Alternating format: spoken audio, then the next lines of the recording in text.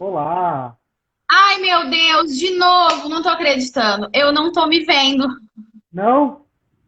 Aconteceu isso na última live, não sei por quê. Já atualizei o Instagram, já fiz de tudo. Tô enquadrada? Tá ótima. Não, pelo menos se eu tô enquadrada, tá ok. Daniele, muito obrigado por aceitar o nosso convite. A gente tentou já ter um tempinho, mas a gente conseguiu. Mas antes, eu queria te dar os parabéns, né? Porque semana passada foi seu aniversário, Obrigada. um bom começo de novo ciclo, então eu queria te dar os parabéns Amém. ao vivo aqui e Amém. Obrigada, querido. e já agradecer por ter aceitado o nosso convite. Bom, é muito. Eu estou tentando fazer um resumo aqui do seu currículo, mas é muita coisa, né? Você atua em muitas frentes. Mas, enfim, Uhum. eu vou com base no que está no seu Instagram. Primeira mulher cadeirante triatleta do Brasil, 9 vezes campeã de maratonas, treinadora também do atleta campeão, né? Treinadora mental. O que mais você faz? E, além de tudo isso, Eu cozinho, eu cuido das plantas, tem os cachorros, que eu sei. tenho os cachorros que acabaram de destruir uma. Acabaram. Peguei o cobertor, tá destruído Ah, aqui. É a minha internet ou a sua que tá caindo? E a uhum. minha? E agora? É a minha ou é a sua? Voltou? Voltou, voltou. Ah, então tá bom. Tem os cachorros, né? Como a gente falou. Tem os cachorros que acabaram de destruir uma coberta minha que eu acabei de pegar e descobrir agora. Tempos de muita emoção em casa, né? É, Bom, eu queria que você nos contasse como que é ser a primeira mulher triatleta cadeirante do Brasil? Porque, assim, muitos não imaginam que isso é possível, né? Apesar de a gente já ter algumas referências, você, dentre outros atletas também, mas como é que isso você empodera na sua vida? Porque são dois marcos muito importantes, né? na verdade, eu considero mais assim, um marco pessoal, porque eu já. Antes, para quem não sabe, né, eu sofri um acidente, semana que vem vai fazer 8 anos, e eu já estava treinando para o meu primeiro triatlon e para a minha primeira maratona quando eu sofri o acidente. Eu fazia meias maratonas, né, e eu já corria há alguns anos, e aí eu sofri o acidente no meio do caminho, né? Eu tinha corrido Bertioga Maresias em trio no sábado e sofri o acidente na segunda-feira. E aí eu mantive esse sonho. Então, na verdade, tanto me tornar triatleta quanto me tornar maratonista são marcos da minha vida e realização dos meus sonhos. O fato de ter sido a primeira mulher no Brasil só serviu para abrir portas para que outras meninas pudessem ter a oportunidade que talvez elas tenham muitas vezes pensado que não era possível, né? Que era, sei lá, que era só terra de menino, e viram que dava, e também outras mulheres sem deficiência, né? Para que elas pudessem ver que se eu tô lá só com o braço, elas podem estar lá com a perna. Porque assim, também tem, não é só porque ser um território só de homens, né? Mas por talvez não imaginar que um cadeirante, né, possa cumprir o triatlon, né? Na verdade, já tinha vários meninos que fazem triatlo, inclusive aqui no Brasil tem um atleta muito conhecido que é o Motorzinho, que mora em Santos. Ele é muito conhecido no meio do triatlon, porque ele fez algumas provas de Ironman, ele foi praticamente o pioneiro, né, aqui no Brasil, entre os cadeirantes, e é um atleta com muita experiência e muita generosidade. Então, assim, que era possível fazer, o pessoal mais antigo do triatlon sabia por causa do motorzinho. Mas não tinha mulheres, né, ainda. Hum. E como é que o esporte, a gente está falando da parte, né, da sua história recente, né, 10 anos, 8 anos vai completar, mas o esporte já estava antes na sua vida, né? Uhum, sim. Na E como é que verdade, foi esse contato com o esporte? na verdade, Minha mãe colocou a gente na natação muito pequenininha, eu e minha irmã, para perder o medo de água e não se afogar, sabe? Aí depois passaram os anos e a gente parou de fazer. Depois, quando eu tava com 11 anos, os meus pais e eu entramos no Vigilantes do Peso. Os três bem acima do peso, e aí eles foram para academia e eu fui para natação. E eu comecei a treinar, nadar, porque o objetivo era emagrecer. E o professor um dia chegou para mim e perguntou: Você gostaria de competir? Você é muito boa. Eu falei: Ah, eu queria, quero sim. E ele falou: Então eu vou pedir para seus pais. E meus pais me tiraram da natação, porque eles não quiseram que eu competisse. Mas não tem jeito. Eu não competi na natação na época, né? Eu realmente saí. Aí joguei outras coisas. Eu sou muito baixinha, né? Então é muito difícil. Esporte coletivo para pessoa da minha altura. Mas eu ainda tentei jogar handball, aí eu fui pro gol, porque eu era muito baixinha. Tentei jogar vôlei, aí eu era levantadora, porque eu sou muito baixinha. Eu até tava lembrando esses dias que eu tentei basquete na cadeira de rodas e eu não consegui acertar a cesta, né? Porque eu não tinha força no braço para arremessar para o alto. E aí depois eu pensei, eu falei, isso é para eu aprender que o basquete não era para mim nunca, né? Nem desde que eu andava, porque eu era baixinha. E depois eu voltei para natação. Eu estava no ensino médio, mas aí começa aquela loucura de vestibular, né? E aí, que nadar o quê? Eu vou estudar. Quando eu tava com 20 anos, os meus pais, eu olhei para mim no espelho primeiro, né? Gordinha, sedentária. Olhei para os meus pais, eles ali com 40 e poucos anos de idade, cheios de problemas de saúde. E eu falei, eu não quero estar assim quando eu tiver a idade deles, então eu preciso mudar agora. Aí eu entrei na academia, na época, gente, isso já faz 15 anos, é, o pessoal era muito difícil, assim, mulheres na musculação. Ou eram aquelas gostosonas, ou eram os caras fortões, né? Mulheres, naquela época, a gente fazia aula de localizada, né? Aula de outras coisas. E foi o que eu fazia, aquelas aulas de circuito, e eu voltei a nadar. Aí eu nadei uns 2 anos, e aí eu troquei de academia. E a natação ficou muito cara. E aí a corrida entrou na minha vida. E é engraçado que esses dias eu tava lembrando da época que eu tava nessa primeira academia, que eu fazia muita aula de spinning, sempre adorei. E eu lembro de fazer aula de spinning e olhar uma plaquinha na sala, escrito assim, grupo de corrida noturno. E eu falei, gente, esse povo é doido de sair pra correr à noite na rua. O que esse povo tá pensando? Aí, quem diria? Que pouco tempo depois de ler essa plaquinha, eu seria picada pelo bichinho da corrida. Na verdade, eu continuei fazendo as aulas de spinning quando eu troquei de academia, porque não dava para pagar a natação à parte. E a gente fazia musculação, aquela turminha ali que se conhecia na academia, e um professor chegou e falou: Ó, vai ter a corrida da caixa. Na época, hein, gente? Olha quantos anos atrás. Vamos, 5 quilômetros. Aí eu lembro de olhar para o meu amigo Matheus, que jogava basquete, e a Isabela, minha amiga, que era bailarina. Eu falei, Matheus, a gente não corre. Ele falou, mas a gente pode treinar, tem 15 dias. Vamos treinar e vamos correr. E a gente treinou na esteira por 15 dias. E eu lembro que o dia que eu passei pela linha de chegada, pela primeira vez na minha vida, eu queria fazer isso pro resto da vida. Eu vi que era o que eu queria fazer pro resto da minha vida. É, é E muito, é muito interessante, porque uma frase que você falou, eu ouvi muito ao longo das lives, eu ouço muito até com amigos do bichinho da corrida, né? Como ele pica a gente incorpora isso na nossa vida.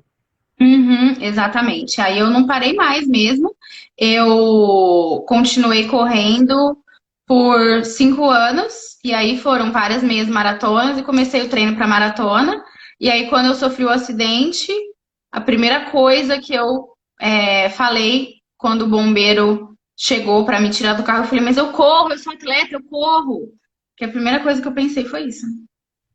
E como é que foi a sua primeira prova pós-acidente? E qual que foi para você esse processo de entender que você continuaria na corrida, mas de uma outra forma? E você imaginava que você chegaria a um triatlon?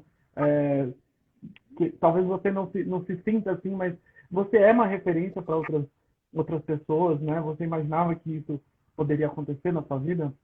Imagina, assim, ó, quando eu tava no hospital, eu tava na UTI, aí eu não tinha acesso a computador, celular, nada. Quando os meus pais me devolveram o computador e eu tava no quarto, eu pensei, falei, eu não posso nadar, eu não posso pedalar, eu pensava, né? Mas eu não posso correr, eu não posso pedalar, mas eu posso nadar. O braço dá pra nadar.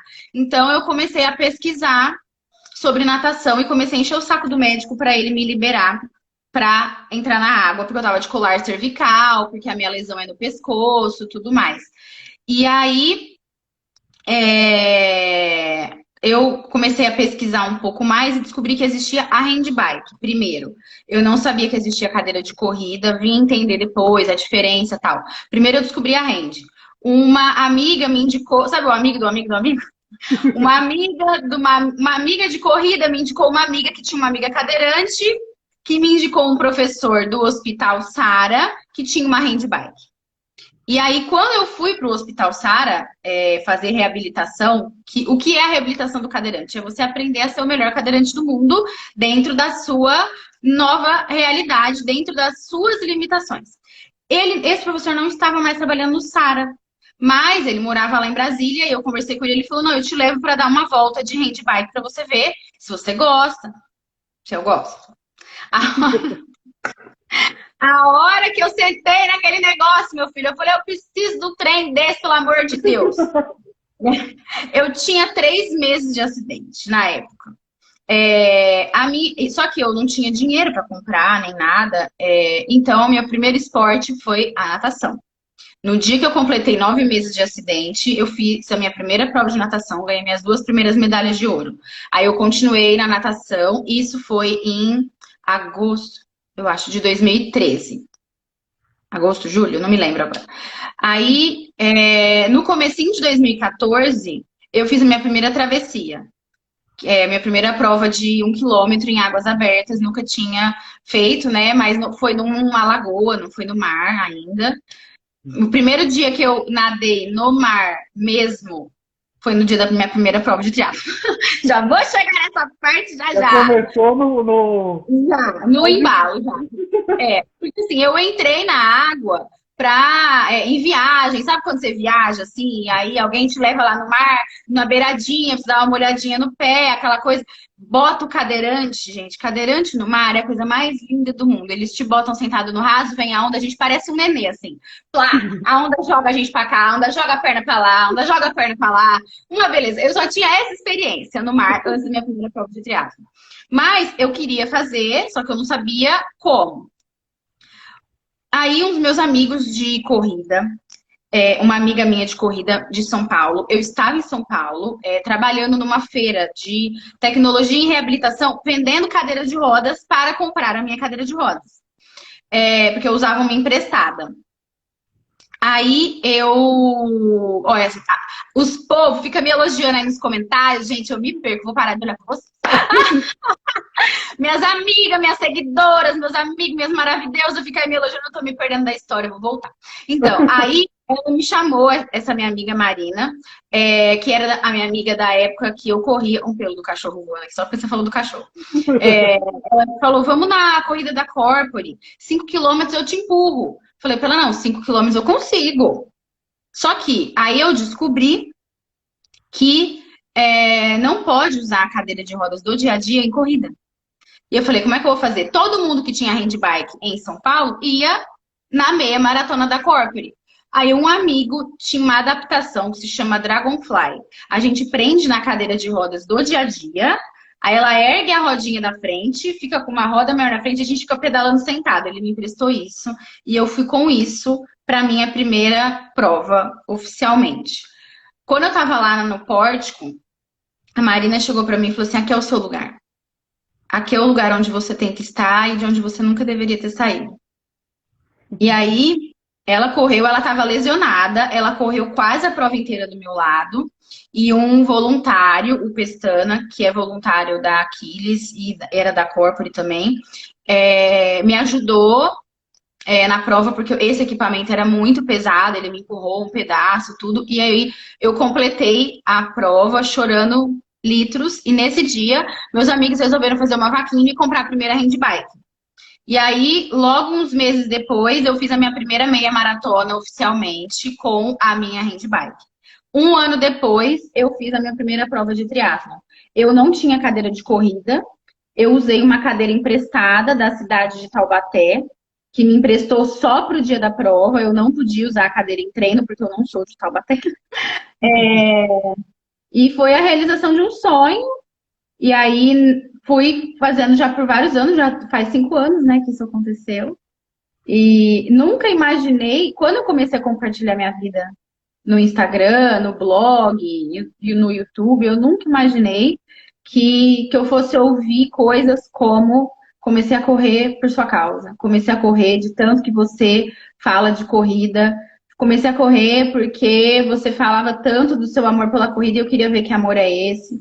E são essas mensagens que me mostram que eu cumpri meu objetivo, porque se eu conseguir tirar alguém que estava parado em casa a fazer a pessoa correr e sentir a alegria que a gente sente, tem coisa melhor?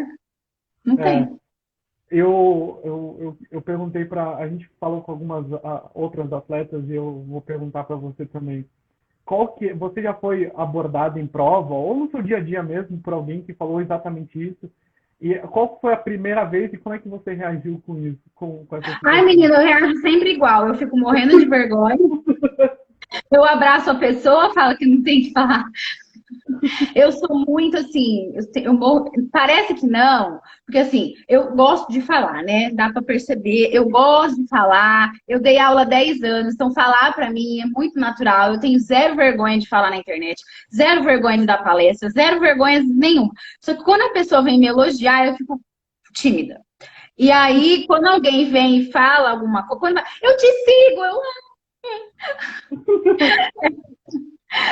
eu fico com vergonha, mas assim, eu fico feliz de saber que de alguma forma, quando a pessoa fala que começou a correr ou alguma coisa que eu pude acrescentar na vida dela, eu realmente fico feliz por expor a minha vida e de alguma forma ajudar alguém, sabe? Eu acredito que você ajuda muita gente, porque não só quem né, tem algum tipo de deficiência, mas outras pessoas também têm essa inspiração, né? E acredito que isso também seja comum você ouvir. Na verdade, quando eu resolvi fazer o blog primeiro, porque o Instagram foi o professor do Sara que falou, faz no Instagram. Eu falei, o que eu vou postar no Instagram, Rodrigo? Aí ele falava, posta a foto da sua unhinha, eu lembro direitinho. Posta a foto do seu esmaltinho. Posta a foto da sua pulseirinha. Aí eu, Rodrigo, que eu vou postar essas coisas? Ele faz no Instagram. E eu devo muito a ele, né? A ideia mirabolante desse homem de mandar fazer o Instagram. Mas quando eu fui fazer o blog, um ano depois, o meu objetivo era ajudar alguns cadeirantes, porque mesmo eu indo em algumas competições, na época não de corrida, eu ia na natação e eu fiz esgrima e eu fiz mais um monte de outros esportes antes de conseguir o equipamento de corrida e voltar para a corrida, eu ia nas provas e via que mesmo o pessoal que era atleta, que fazia algum esporte, por exemplo, a esgrima, que é um esporte mais de concentração, o pessoal estava mais gordinho. E o problema não é estar gordinho, o problema é estar pesado, porque a gente sobrecarrega nosso ombro. Se você for ver a lógica do corpo humano, eu acredito que a gente foi criado por Deus, né? E se a pessoa, quem tá me ouvindo aí não acredita, não tem problema, mas a lógica do corpo humano é que o peso seja descarregado no joelho e o joelho faça a força de carregar o seu corpo, não o ombro. E aí, a gente tem que carregar o nosso corpo no nosso braço, mais um equipamento para a gente se empurrar. E imagina, a gente faz, eu não sei se vai dar para ver porque eu não estou me enxergando, viu, gente? Estou Tá. vendo uma tela preta, então se não der para enxergar, tudo bem. A gente faz esse movimento aqui de se erguer 300 Sim. vezes por dia, para a gente poder sair da cama, vai para a cadeira, sai da cadeira, vai para a cama, vai para o chuveiro, vai para o vaso, vai para o sofá. E aí a gente machuca as articulações. Você imagina, quanto mais pesado a gente tá, a gente vai destruir o ombro.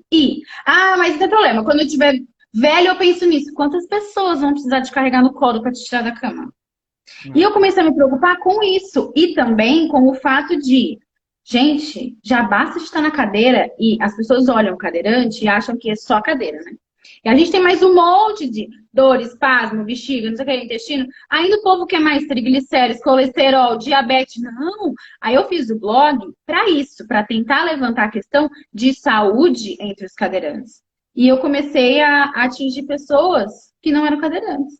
E, na verdade, hoje eu falo muito mais com pessoas que não são cadeirantes do que as pessoas que são. Porque a minha premissa, né, meu objetivo, a minha ideia sempre foi falar de saúde e qualidade de vida através do esporte. Isso é muito interessante, né? Porque não estava no seu objetivo, mas por desenrolar da sua linha de raciocínio, do seu projeto, foi algo que aconteceu. Sim. Eu queria entender, porque assim, eu vi alguns vídeos seus no seu canal no YouTube, e super recomendo as pessoas se inscreverem lá, Obrigada. porque tem muitos pontos que é muito interessante que a gente está tentando abordar aqui também, com relação ao preconceito que tem, né? Porque foi o que você falou, vocês têm uma vida, né? Não é o deficiente, ele não é um pobre coitado, ele tem uma limitação física, mas ele tem uma vida. Ele sai, se diverte, namora, casa, enfim, faz todas as atividades consideradas normais, a gente tem que colocar entre aspas o que é normal, né? E eu queria que você falasse um pouco desses preconceitos e como você também enxerga essa rotina de uma vida social, amorosa, enfim, não entrando em detalhes, mas os processos que são como de qualquer outro, né? Qualquer ser humano. Na verdade, eu viajei pouco, mas eu viajei um pouco para competir. O marido até reclama, ele fala: será que algum dia a gente vai fazer alguma viagem qualquer sem levar todas as suas tralhas? Porque a handbike, cadeira de corrida, 6 rodas, mais a cadeira do dia a dia.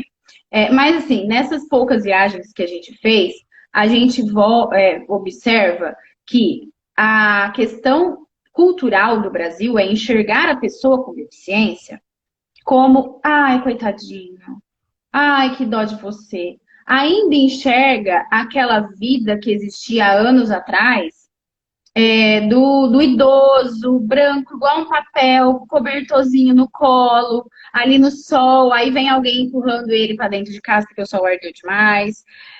E quando eles veem alguém atleta, ai, super-herói, exemplo de superação, sendo que eu escolhi viver a minha vida, só isso, né? Então, ou eles veem no Brasil a gente como coitados ou como exemplo, sendo que a gente tem defeito igual todo mundo.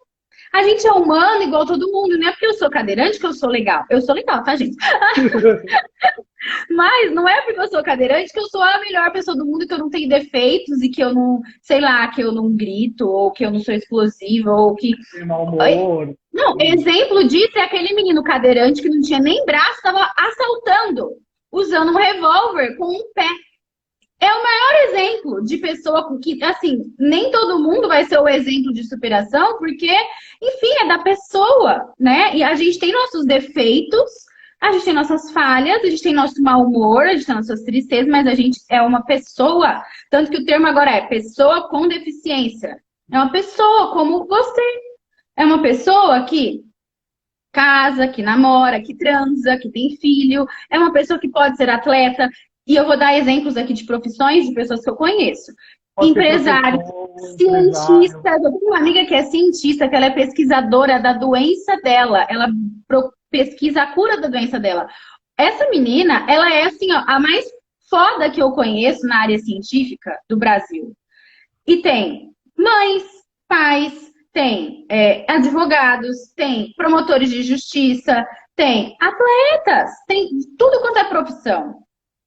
Tem os baladeiros, tem os que vão para barzinho, tem os que ficam em casa para Tem os que bebem. Eu tenho um amigo que ele fala que ele cansou de recolher um colega nosso deficiente bêbado no bar caído da cadeira. Ele falou: cansei de recolher o fulano, que eu não vou expor aqui o colega, né? Bêbado no bar, caído da cadeira. E eu não bebo. Então, assim, é de Tem personalidade. bailarinos, né? Tem bailarinos, tem. Eu conheço um amigo meu que ele não tem, ele não é deficiente, mas ele faz parte de um grupo de teatro e de dança com pessoas com cadeirantes. É muito legal, assim, Eu mostra já que vi, é. inclusive tem alguns amigos que são atores, né, cadeirantes, amputados, né, vamos falar da deficiência de modo geral. E assim, enquanto aqui no Brasil a gente tem que ficar brigando para que as empresas enxerguem a pessoa com deficiência como, primeiro, um profissional que tem um currículo exemplar, muitas vezes, e que não quer um cargo vaso para ser recepcionista, ele quer um cargo para aquilo que ele estudou. E segundo, como cliente. Porque a gente viaja, a gente vai no restaurante, a gente usa roupa, a menina usa maquiagem, a gente usa sapato. Não é porque a gente é deficiente, a gente não usa sapato. Então, assim, a gente vai comer, a gente vai passear, a gente viaja. Então, assim, a luta nossa é que as empresas enxerguem as pessoas com deficiência como profissionais, capazes, que têm tanta capacidade como qualquer um outro, às vezes até mais, porque estudaram mais. E também como clientes, porque a gente está cansado. Eu tenho várias histórias de ir comprar roupa para mim, roupa para o marido de presente. Fui comprar um vestido para a formatura do meu ex, que a gente chegou na porta de uma loja de rua, no carro da minha mãe, que é um carro mais antigo, um Monza. E eu de cadeira de rodas, as vendedoras não queriam me atender. Não, Poxa, isso quer sem dizer que eu não contar na posso. infraestrutura, né? Isso sem contar na infraestrutura da Não, então, cidade, eu ia né? chegar nesse ponto, e aí, como o Brasil não enxerga a pessoa com deficiência como uma pessoa, como um profissional, como um cliente, aí a gente não tem acesso aos lugares. Aí tem um monte de degrau, aí a pessoa põe uma rampa assim que parece o pico do Everest e acha que só a rampa basta. E fora o atendimento, né? Que aí eles olham pra gente tipo X, porque a acessibilidade, ela não é uma rampa, ela é muito mais, ela envolve o atendimento, envolve o banheiro, envolve o espaço para a gente passar entre as cadeiras, envolve tantas coisas simples. São mudanças tão simples. As pessoas, os empresários, acho que vão ter que fazer uma mega estrutura. São coisas tão simples que tornariam a nossa vida e a dos empresários bem mais fáceis, né? Mas é uma questão cultural. Lá fora, as pessoas com deficiência têm acesso a tudo. A primeira vez que eu fui, meu Deus, eu olhava assim, na loja tem um banheiro. O banheiro é acessível. E aí você entra num lugar que tem dois banheiros, um é acessível. E não tem essa coisa de sair do meu banheiro porque o banheiro é meu. Não, porque lá eles enxergam a pessoa como normal. Então aí todo mundo usa o banheiro e aí reveza o banheiro e tá tudo bem. E as pessoas com deficiência, elas têm, como fala, brigam de igual para igual por vagas de trabalho. Então, a acessibilidade é uma coisa, né, um pouco maior e diferente. Eu enxergo que a questão do preconceito aqui no Brasil envolve o capacitismo, que é uma palavra que tem sido muito usada e que é realmente enxergarem a gente como capazes de qualquer coisa, inclusive de ter um relacionamento. Inclusive, eu postei no IGTV essa semana, não sei se você teve tempo de assistir, e pus no YouTube também para ficar lá, né? Porque tem gente que gosta mais de usar o acelerador de velocidade, eu contando a história da primeira vez que eu fui para um pub. Eu não sou muito de sair, mas na época os meus amigos me levaram para sair e um moço muito feio começou a me paquerar. Só que eu estava sentada numa cadeira normal. Pegaram a minha cadeira de rodas e guardaram na cozinha. Por questão de espaço ali para eu não atrapalhar os garçons. Na verdade, eles não queriam que eu me sentisse incomodada dos garçons ficarem passando e com medo de trombarem comigo. Hoje eu já nem ligo, mas né, eu falo, ele desencana. Mas na época eu falei, não, tudo bem, vou trocar. E aí o moço me paquerando, não sabia que eu era cadeirante. Quando eu fui passar para cadeira, ele fez uma cara de nojo que eu nunca vou esquecer. Aí eu descobri que existia o preconceito também no relacionamento. E as pessoas, muita gente para meu marido e fala, você é um anjo na vida dela. Quem disse que o anjo não sou eu para aguentar aquele homem? Então, eu ia falar isso, né?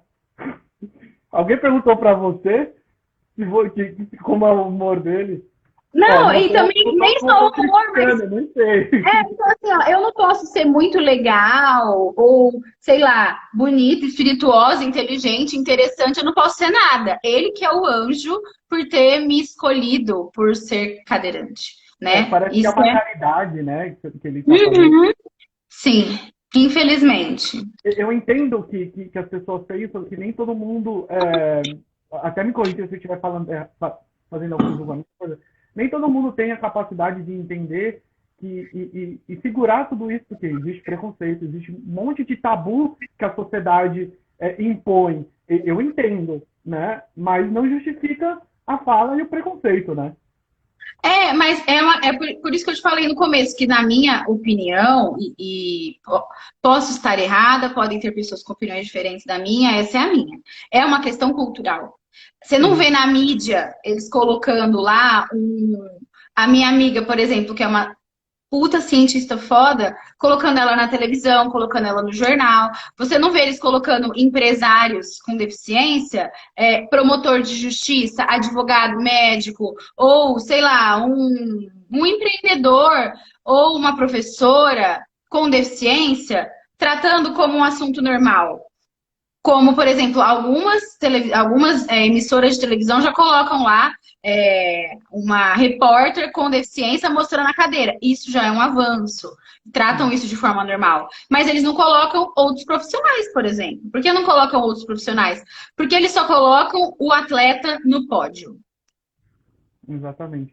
Inclusive, a gente tem um assunto muito polêmico que está rondando, né, que é a separação das crianças, né, com deficiência ou não.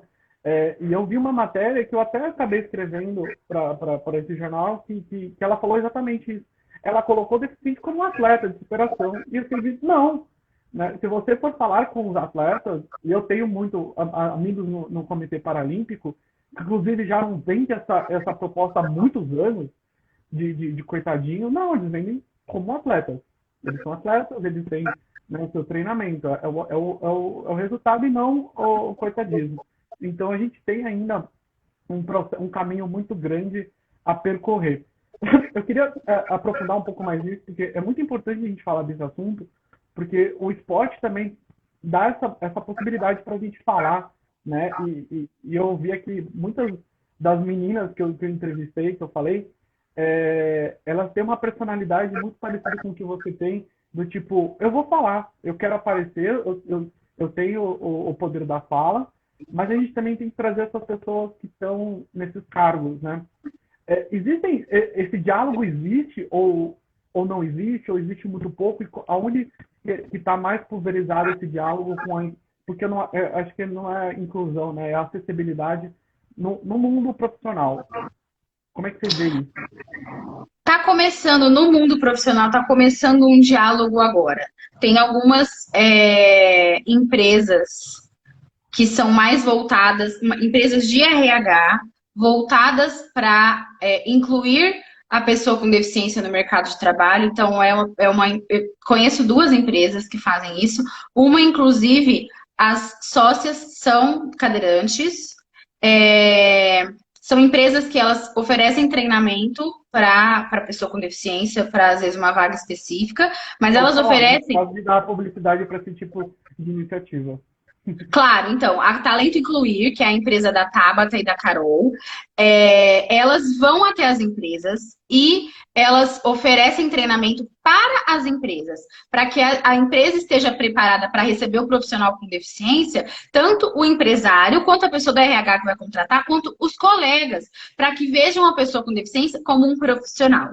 E a Talento Incluir também faz essa captação de vagas e a Avulta também faz essa captação de vagas para as pessoas com deficiência. Então, se alguém aí que tiver deficiência e estiver assistindo a gente, procura essas duas empresas para procurar vagas na sua cidade. E se você é empresário ou se você trabalha em alguma empresa grande e acha que a empresa está precisando dar uma olhada com carinho nessa parte, eu indico a falar com a Tabata lá na Talento Incluir, porque ela oferece, a empresa, né, oferece esse tipo de treinamento para as empresas, tanto para que elas, o pessoal do RH e o empresário enxerguem a gente como profissionais, como Os colegas também. E elas dão uns treinamentos muito legais. É muito importante a gente dar visibilidade para isso. Eu queria que você falou de palestras e tudo mais, você tem uma comunicadora, né? E como é que você usa a sua bagagem esportiva para passar isso no seu trabalho de mentoria que eu vi que você faz, né? No parte de treinadora também mental. Como é que você usa o esporte para passar toda como desenvolvimento pessoal e profissional ao mesmo tempo, né? Então assim, eu faço os dois trabalhos, né? Eu faço as palestras, ou corporativas, ou uma palestra num evento específico. Eu já, inclusive, dei palestra como fala, gente? Nos eventos de retirada de kit de algumas corridas, Sim. né? E faço as mentorias. Nas palestras, principalmente as corporativas, mas também as que são mais motivacionais, eu mostro quais são as lições que eu aprendi com o esporte e com a cadeira de rodas e como essas lições podem ser aplicadas dentro da empresa. Então, por exemplo, eu falo sobre o trabalho em equipe. Na minha vida de pessoa, quando eu sofri um acidente, quem foi a minha equipe e qual foi o papel fundamental que essa equipe exerceu. Eu falo sobre o trabalho em equipe hoje, atleta. Ah, mas você faz um esporte individual. Mas quem disse que eu Não. não preciso de ajuda? O meu marido é a minha equipe, porque ele carrega meus equipamentos, ele monta, ele me põe na água, ele me tira da água, ele me põe na bicicleta, ele me tira da bicicleta, ele me põe na cadeira de corrida, ele desmonta tudo. Se ele não tá ali, eu preciso de alguém, vários alguém, para fazer o papel que ele faz sozinho. Aí eu tenho meu treinador, aí eu tenho nutricionista, eu tenho médico. Então, como que o que eu aprendi com a cadeira e o esporte podem ser aplicados dentro da empresa? Nas mentorias de desenvolvimento pessoal ou para atletas, todo mundo acha sempre que o treinamento mental, que o coach esportivo é para o atleta profissional, só que não. Todo mundo que está querendo sair do sedentarismo, ou quem corre quer melhorar o seu tempo, ou a distância, ou quer correr uma maratona, ou de outro esporte qualquer, né? E quer melhorar seu desempenho de alguma forma, ou tem sempre aquela trava, né? Ah, no treino é lindo, mas na hora da prova, socorro. Teve até uma seguidora que colocou na caixinha de perguntas no domingo. Ela falou: tem alguma coisa de errado, porque na hora da prova eu não consigo respirar. Eu falei: tá aqui, filha. Então eu ajudo a pessoa, tanto com a minha própria experiência, com o que eu aprendi, como com as ferramentas que eu estudei, obviamente, porque não é tudo da minha cabeça, né, gente? Eu não vou mexer com a vida de outra pessoa com as coisas da minha cabeça, não é bem isso. Eu estudei bastante para estar onde eu tô, e aí eu ensino as ferramentas que a pessoa pode aplicar na vida dela, mas que antes eu apliquei na minha. Por quê? Porque eu passei, para quem não sabe, para quem não me conhece, eu passei por um desmaio numa prova em rede nacional. A Globo estava lá filmando minha pessoa, fazendo uma reportagem comigo, e eu, pá, desmaiei. Tá lá no YouTube. Não, eles não filmaram a hora do desmaio, mas eles filmaram o todo, o depois, eu chegando de ambulância. E foi a primeira vez que eu não completei uma prova. E aquilo tirou a minha concentração nos treinos. Eu começava a treinar e aí eu ficava assim: ah, mas se eu desmaiar de novo? Ah, mas se eu desmaiar de novo? Então a trava estava aqui. Então, primeiro eu fui a pessoa que buscou ajuda para poder tirar a trava, porque eu falei: gente, mas na época do acidente eu não passei por nada disso, né? Podia ser uma trava tão maior e eu não tive. Em outras provas, tantas lições que eu aprendi em provas, o equipamento quebrar e eu continuei. Por que agora eu tô perdendo a concentração? O que está acontecendo? E aí eu fui buscar as ferramentas corretas para lidar com isso. E aí eu falei: não, se deu certo comigo, vai dar certo com os outros. Então eu vou estudar para ajudar outras pessoas como eu fui ajudada. Por que eu vou guardar o segredo só para mim? Que foi o que eu comecei a pensar nisso na época das palestras. Que eu comecei a dar palestra lá em 2014, né? Quando eu sofri o acidente, eu tomei algumas atitudes baseadas nas minhas ideias, meus pensamentos. E aí eu tive os meus resultados. E aí depois eu comecei a estudar e descobri que os meus resultados, na verdade, eles foram totalmente ligados aos tipos de pensamento que eu tive, porque os nossos pensamentos, eles geram as nossas emoções e os nossos sentimentos, e isso gera o nosso comportamento. E aí o nosso comportamento dá um resultado. Então quer dizer que o resultado que eu tive foi porque eu tive um comportamento que foi coisas que eu pensei. Quer dizer que se eu ensinar para as pessoas a pensarem como eu, elas podem ter resultados iguais aos meus. Por que que eu vou guardar os segredos só pra mim, né?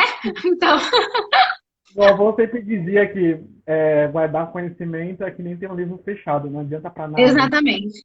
não adianta nada. E hoje, né, se você. Eu pensei numa pergunta, porque ontem foi Dia das Crianças, né? E eu refleti muito e ouvi uma frase assim, que se a criança que você foi, né, ela tem orgulho do que você se tornou. Eu queria te perguntar, assim, a criança que você foi, teria noção de tudo isso que você ia passar e continuar com essa força de querer mais? Eu vou te falar o que eu respondi para uma seguidora ontem, que me mandou uma pergunta lá também na caixinha, e eu fiquei com ela conversando um tempão ontem à noite, pelo direct. Ela falou que ela tinha acabado de sofrer o acidente e ela estava muito mal. Aí eu fui conversar, eu fiz uma sequência de stories que sumiram já lá do coisa, mas eu vou salvar de novo no YouTube, no IGTV, porque fui bastante elogiada a resposta que eu dei para ela e eu vou salvar. Conversando com ela, ela veio falar para mim que ela estava muito mal, porque ela sofreu um assalto, né? Levou alguns tiros, e ela disse bem assim, ó, eu estava na melhor fase da minha vida. Aí eu respondi para ela o seguinte: quando eu sofri meu acidente, eu tinha 27 anos, eu também achava que eu estava na melhor fase da minha vida. Hoje, eu tenho certeza que hoje é a melhor fase da minha vida e que eu e o marido, a gente tem alguns planos para daqui 2 anos, para daqui 5 anos, que hoje eu tenho certeza que hoje é a melhor fase da minha vida, mas que daqui 2 anos a melhor fase vão ser daqui 2 anos. Porque tem muita vida aqui dentro para sair, para eu ficar me prendendo ao que eu perdi ou que eu não tenho mais. Então, assim, eu não tinha. Quando eu fiz meu aniversário de 27 anos, porque o acidente foi 13 dias depois. Então eu realmente achava que eu estava na melhor fase da minha vida e eu não tinha noção absoluta do que ia acontecer comigo. No dia que eu fiz a prova, o Bertioga Maresias, que foi no sábado e eu sentei na segunda, eu não tinha noção nenhuma do que ia acontecer comigo. Na hora que eu saí de casa, que eu morava com os meus avós, com a minha sacolinha da marmita, que minha avó fazia comida, ela não deixava eu cozinhar, né? Porque eu trabalhava muito, das 7 da manhã às 10 da noite. Saía com a sacolinha da marmita, tchau, vó, tchau, vô. Eu não imaginava que aquele dia eu poderia não voltar para casa. E assim, eu vejo que eu achava que a minha vida era o auge, e não. Olha o tanto de coisa que eu vivi, que eu construí, que eu passei nesses últimos 8 anos, e posso te falar com certeza que eu não teria passado por nem metade se eu não tivesse sofrido um acidente. E tô falando das coisas boas, tô falando das provas, tô falando das viagens, tô falando das pessoas que eu conheci, tô falando dos pés na bunda que eu levei, que eu aprendi um monte de lição, tô falando dos meus perrengues, por quê? Tudo que a gente vive, a gente aprende. Quando eu levei o meu pé na bunda mais famoso, eu achava, gente, eu achava que eu ia morrer. Eu fiquei 10 dias que eu não tomava nem água, de tanto sofrimento. Emagreci, fiquei maravilhosa. E um ano depois, eu olhei para minha vida no ano anterior e falei, gente, isso é a melhor coisa que poderia ter me acontecido. Porque eu não teria reconstruído a minha vida pessoal, profissional, se eu tivesse ainda naquele relacionamento por vários motivos.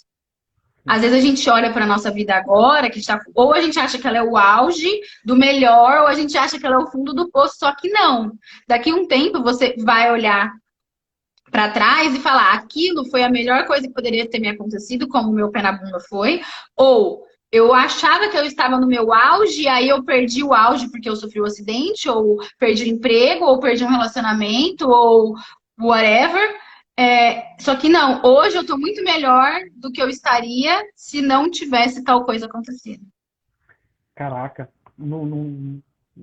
melhor acho que é muito mais do que a resposta que eu esperava. Porque é muito bom isso, porque a gente é surpreendido. Eu até esqueci o que eu ia perguntar. Vou tomar uma É, pinga quando você lembra.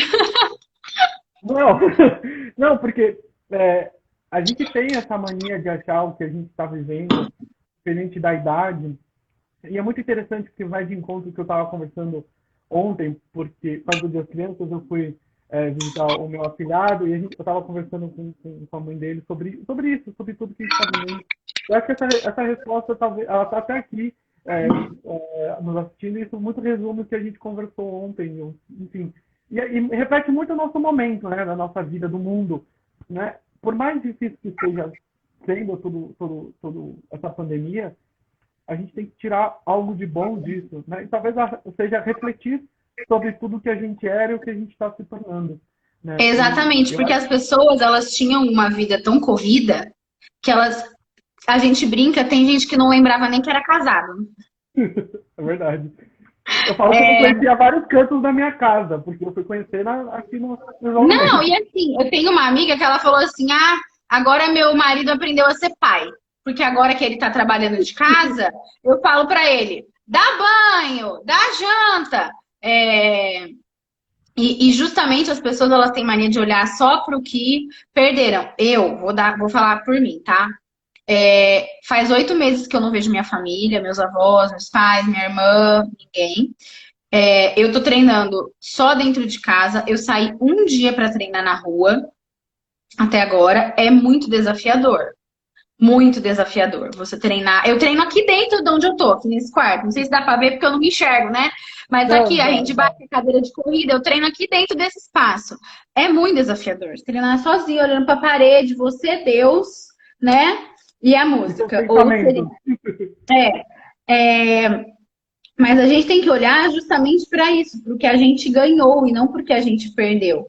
De ganhar horas de qualidade de vida que você não está perdendo no trânsito. Tanto que muitas empresas estão fechando seus locais físicos e deixando a galera em casa para que a galera aproveite a família. E é justamente isso, aproveitar as refeições em família, aproveitar o que você ganhou agora. Com esse tempo que você ganhou, tanto para olhar para você, para as coisas que você gosta, para as coisas que você não gosta.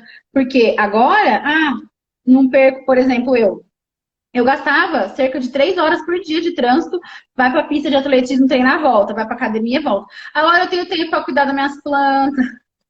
Não é que a gente não gosta de aglomeração, mas Exatamente, eu amo aglomeração, porque eu gosto de falar, eu tô assim, eu fiz algumas lives bem no começo, quando eu fiz a campanha beneficente para arrecadar a cesta básica.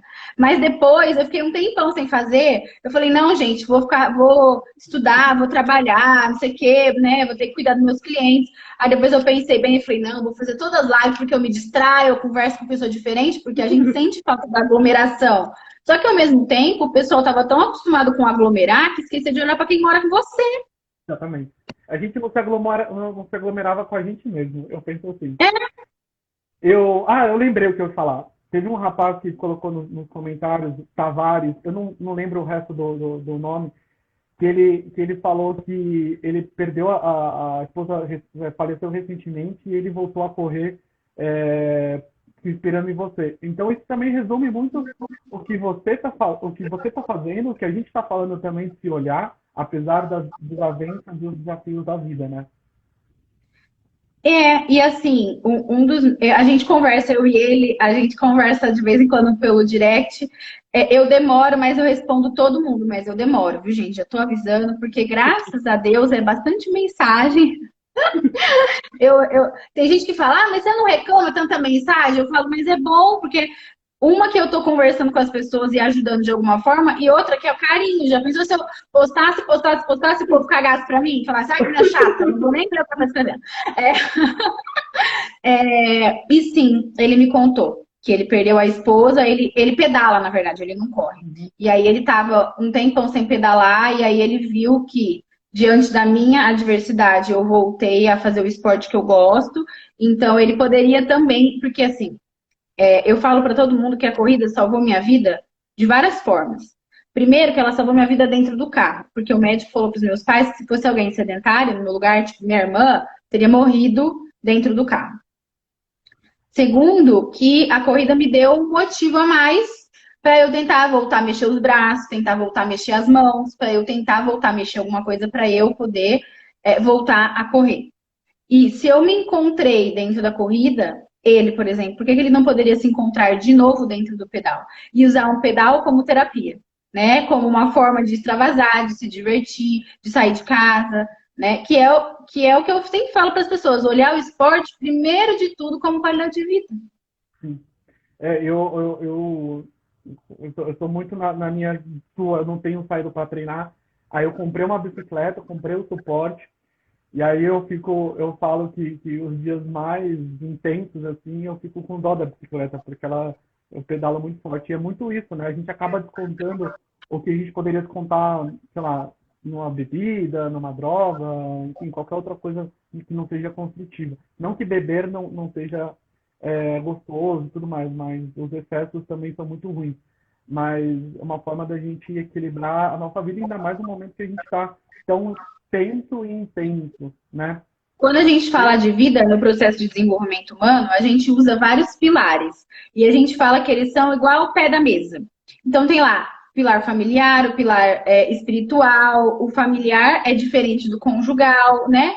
E a saúde, ela é um dos pilares da vida. E se a pessoa é sedentária, se alimenta errado, ela não tem saúde. Aí ela não tem saúde, ela não dorme. Aí ela desconta nos outros, que ela fica de mau humor. Então é bem. Quando você falou de equilíbrio, é justamente isso.